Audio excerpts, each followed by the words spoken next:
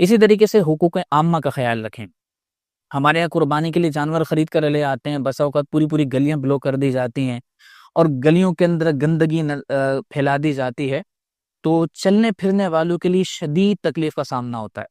تو آپ قربانی کا وجوب ادا کر رہے ہیں، اس وجوب کی ادائیگی کے لیے یہ کام نہ کریں کہ جس سے مسلمانوں کے حقوق تلف ہوں، جس سے مسلمانوں کو تکلیف کا سامنا ہو. تو خلاصہ یہ ہے کہ جب آپ شریعت کے ایک حکم کو فالو کرتے ہیں تو پھر شریعت کے دیگر احکام بھی ہے، جیسے طہارت ہے، پاکیزگی ہے، نظافت ہے، اس کا بھی اہتمام کریں. قربانی ہونے کے بعد غلاظت وغیرہ صاف کروا دیں، خون وغیرہ ہے تو اس کو صاف کروا دیں، ہڈیاں راستے میں نہ پھینکیں، اور قربانی کا جانور اس طریقے سے کھڑا نہ کریں کہ جس سے مسلمانوں کو چلنے میں یا ان کے گزرگاہوں کے اندر ان کو شدید تکلیف کا سامنا ہو. دوسری بات یہ ہے کہ آپ قربانی کے لیے کسی اچھے کسائی کا انتخاب کریں. جب آپ نے لاکھوں روپے خرچ کر لیے ہیں قربانی کا جانور اللہ کے راہ میں پیش کرنے کے لیے، تو پھر آپ کسی سستے کسائی کو کیوں بلوا رہے ہیں؟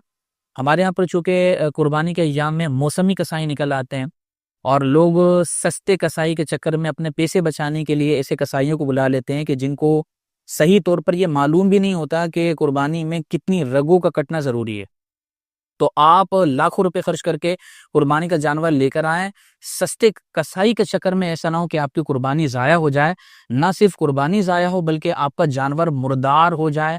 ایسا نہ ہو کہ آپ کا جانور مردار ہو جائے، وہ گوشت کھانا بھی حرام ہو جائے. لہٰذا خدا را آپ کسی اچھے کسائی کو بلائیں.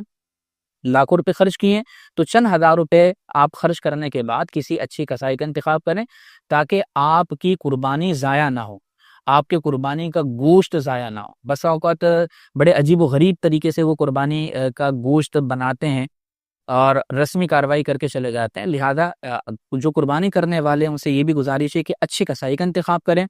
اور دوسری بات یہ ہے کہ کوشش یہ کریں کہ پہلے دن قربانی کی جائے، کہ پہلے دن قربانی کرنا افضل ہے، اس میں زیادہ ثواب حاصل ہوگا. تیسری بات یہ ہے کہ آپ قربانی کا گوشت تقسیم کرنے میں غریبوں کو فقیر دیں.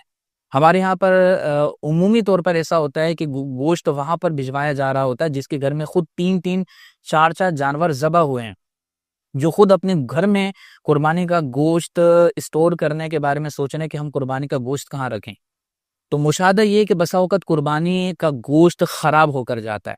تو آپ کوشش کریں کہ ویسے تو قربانی کے گوشت کے 3 حصے کرنے چاہیے، ایک اپنے گھر کے لیے، ایک رشتہ داروں کے لیے، ایک غریبوں اور مسکینوں کے لیے. لیکن اگر آپ یہ دیکھتے ہیں کہ رشتہ داروں کے پاس گوشت موجود ہیں، وہ خود قربانی کر رہے ہیں، تو پھر آپ غریبوں کو فوقیت دیں.